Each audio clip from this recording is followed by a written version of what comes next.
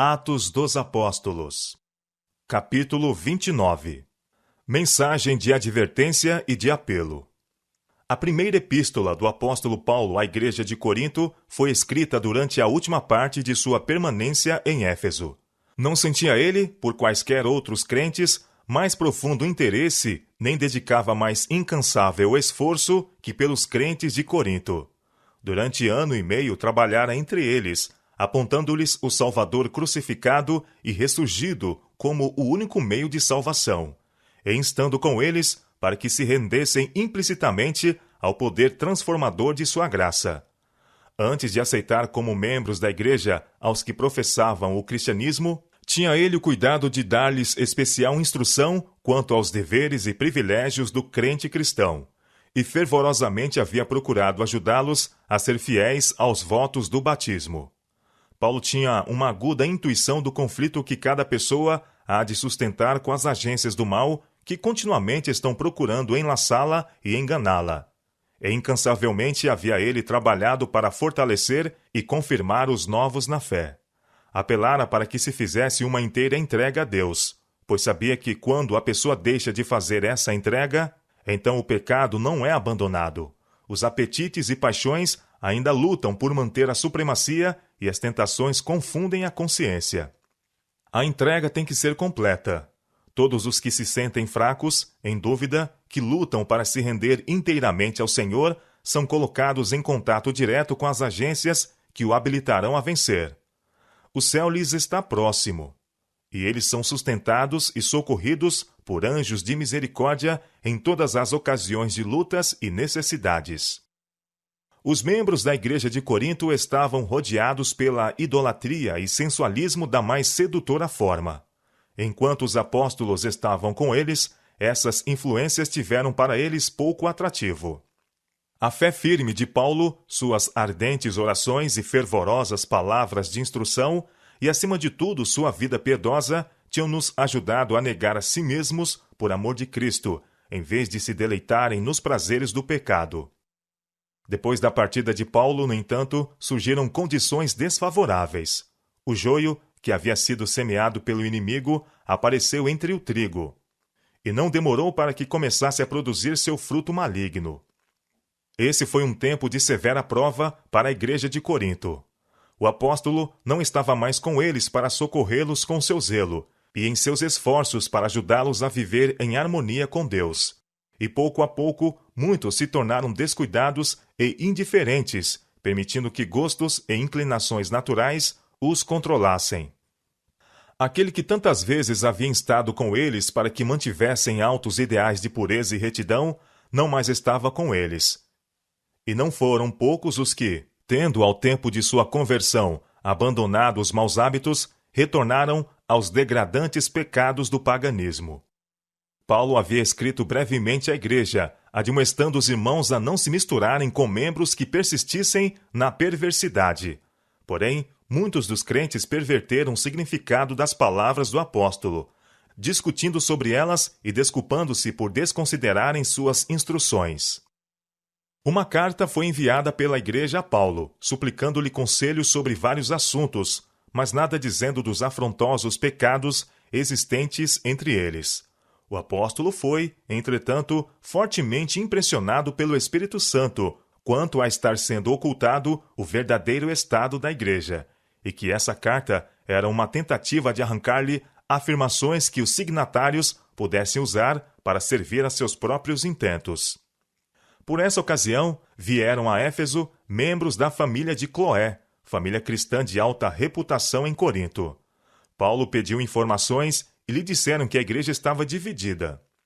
As dissensões que surgiram no tempo da visita de Apolo haviam aumentado grandemente. Falsos mestres estavam levando os membros a desprezar as instruções de Paulo.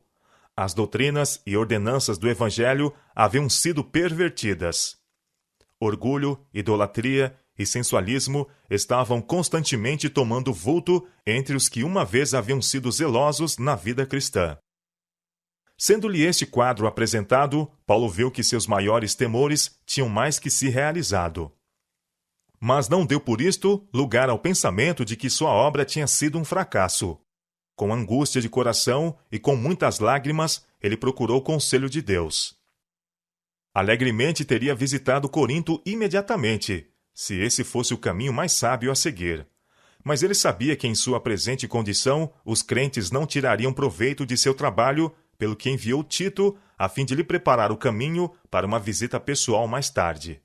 Então, pondo de parte todos os sentimentos pessoais sobre o caminho daqueles cuja conduta revelava tão estranha perversidade, e descansando suas preocupações em Deus, o apóstolo escreveu à igreja de Corinto uma das mais ricas, mais instrutivas e mais poderosas de todas as suas cartas.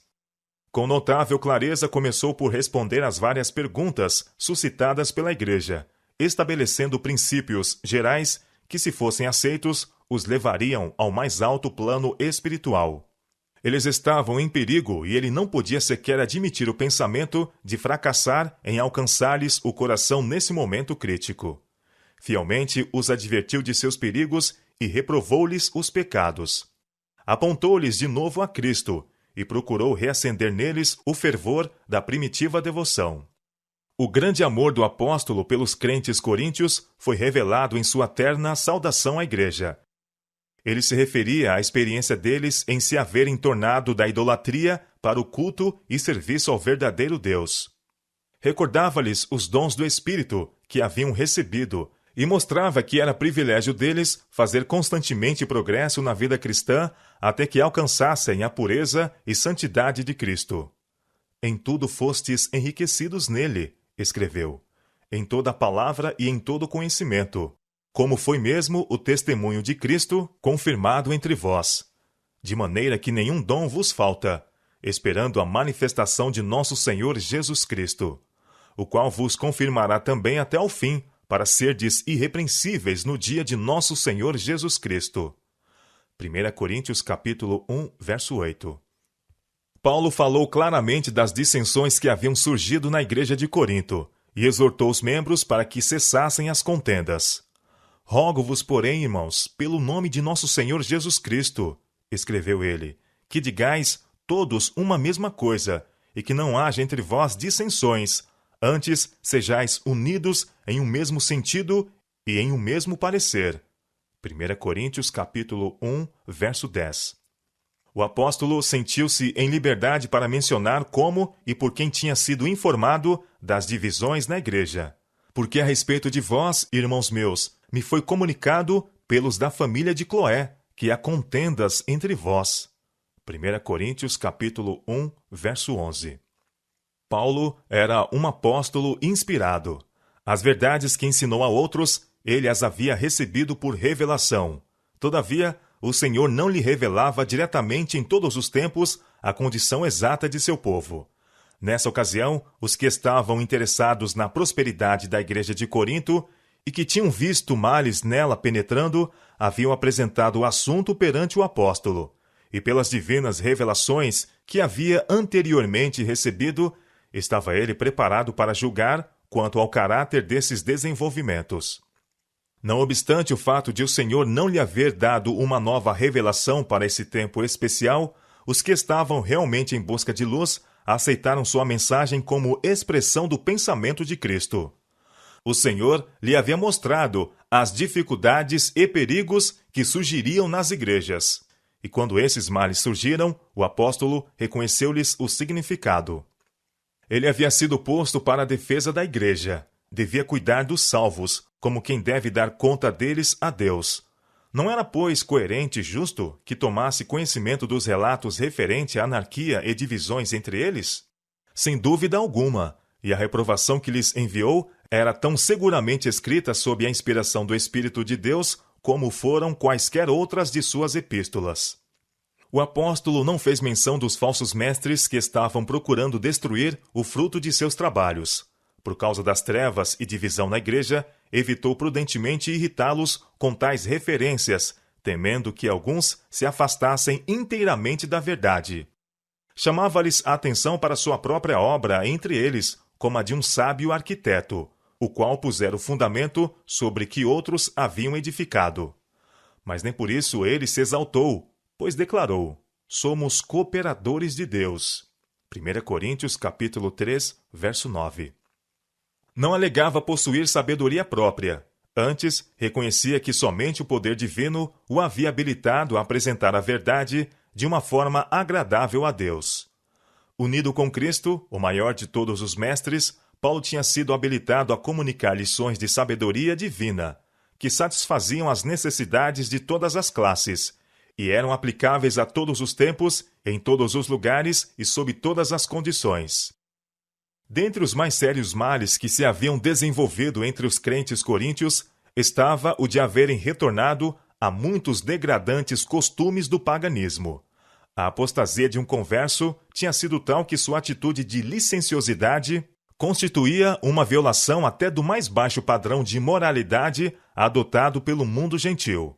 O apóstolo instou com a igreja para que afastasse de seu seio o que cometeu tal ação. Não sabeis, admoestou ele, que um pouco de fermento faz levedar toda a massa?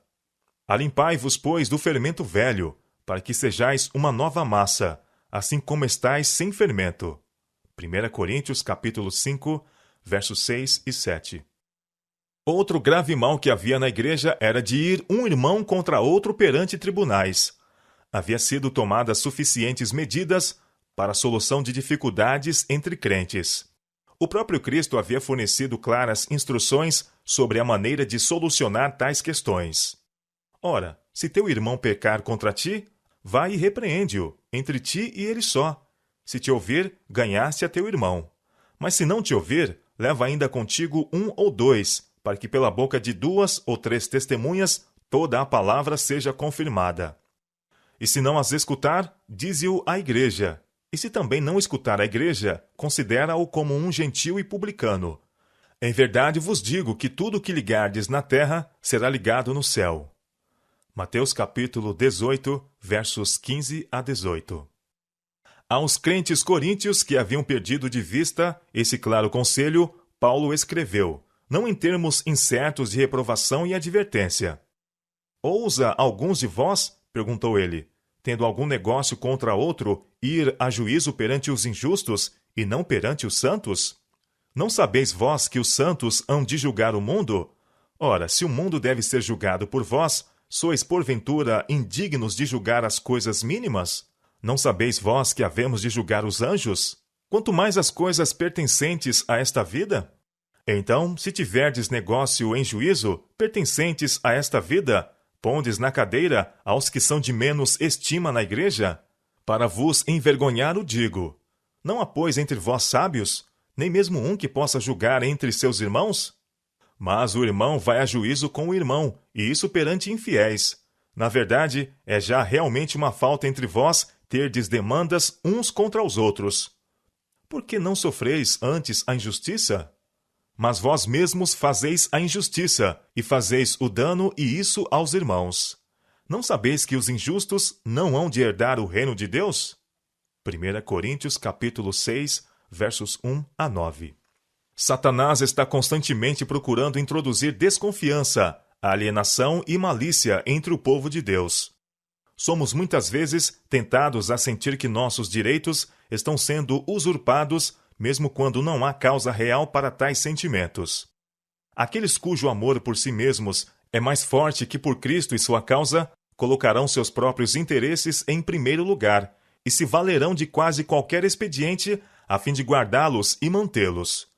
Muitos que parecem ser cristãos conscienciosos são, pelo orgulho e presunção, impedidos de ir particularmente àquele a quem consideram em erro, a fim de falar-lhe no Espírito de Cristo e juntos orarem um pelo outro. Quando se consideram ofendidos pelos irmãos, alguns vão até aos tribunais, em vez de seguir a regra dada pelo Salvador. Não devem os cristãos apelar para os tribunais civis para solucionarem diferenças que possam surgir entre membros da igreja. Tais diferenças deverão ser solucionadas entre eles, ou pela igreja, em harmonia com as instruções de Cristo. Mesmo que tenha havido injustiça, o seguidor do manso e humilde Jesus deixar-se-á defraudar, de preferência a publicar diante do mundo os pecados de seus irmãos na igreja. Demandas entre irmãos são uma desonra para a causa da verdade. Cristãos que vão a juízo contra outro expõem a igreja ao ridículo de seus inimigos e dão motivo a que os poderes das trevas triunfem. De novo estão ferindo a Cristo e expondo-o a franco vexame. Passando por alto a autoridade da igreja, demonstram menosprezo por Deus, que deu à igreja sua autoridade. Nessa carta aos Coríntios, Paulo procurou mostrar-lhes o poder de Cristo para guardá-los do mal. Sabia que se eles se ajustassem às condições por ele expostas, seriam fortalecidos na força do Onipotente. Como meio de ajudá-los a quebrar a escravidão do pecado e a aperfeiçoarem a santidade no temor do Senhor, Paulo incutia-lhes as reivindicações daquele a quem haviam dedicado a vida por ocasião de sua conversão. Vós sois de Cristo, declarou. Não sois de vós mesmos, porque fostes comprados por bom preço. Glorificai, pois, a Deus no vosso corpo e no vosso espírito, os quais pertencem a Deus. 1 Coríntios capítulo 6, verso 19 e 20. O apóstolo esboça com clareza o resultado de deixar a vida de pureza e santidade para voltar às práticas corruptas do paganismo. Não erreis, escreveu ele, nem os devassos, nem os idólatras, nem os adúlteros, nem os ladrões, nem os avarentos, nem os bêbados, nem os maldizentes, nem os roubadores herdarão o reino de Deus. 1 Coríntios capítulo 6, verso 10.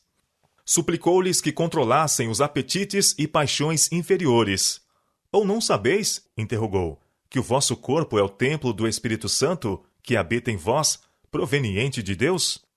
Embora Paulo possuísse grandes dotes intelectuais, sua vida revelava o poder de uma sabedoria mais rara, o qual lhe dava habilidade introspectiva e simpatia de coração, o que o levava em íntima associação com outros, capacitando-o a despertar neles sua melhor natureza e inspirá-los a lutar por uma vida mais elevada.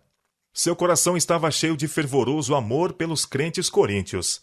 Ansiava por vê-los revelar uma piedade íntima que os fortificasse contra a tentação. Ele sabia que, em cada passo no caminho cristão, encontrariam a oposição da sinagoga de Satanás e que diariamente teriam de enfrentar conflitos. Teriam de guardar-se contra a sutil aproximação do inimigo, vencendo velhos hábitos e inclinações naturais, sempre vigiando em oração. Paulo estava certo de que os mais altos ideais cristãos só podem ser alcançados mediante muita oração e permanente vigilância. E isso procurava incutir-lhes na mente. Mas ele sabia também que em Cristo crucificado lhes era oferecido poder suficiente para converter a pessoa, e divinamente adaptado para habilitá-los a resistir a todas as tentações para o mal. Com fé em Deus como sua armadura e com sua palavra como arma de guerra, eles seriam supridos com poder íntimo que os capacitaria a rechaçar os ataques do inimigo. Os crentes coríntios necessitavam de mais profunda experiência nas coisas de Deus. Eles não sabiam exatamente o que significa contemplar sua glória e ser transformados de glória em glória. Haviam visto apenas os primeiros raios do alvorecer desta glória. O desejo de Paulo por eles era que eles fossem cheios de toda a plenitude de Deus, conhecendo e prosseguindo em conhecer aquele cuja saída é como a alva, e continuassem a aprender dele até que chegassem a pleno meio-dia de uma perfeita fé evangélica.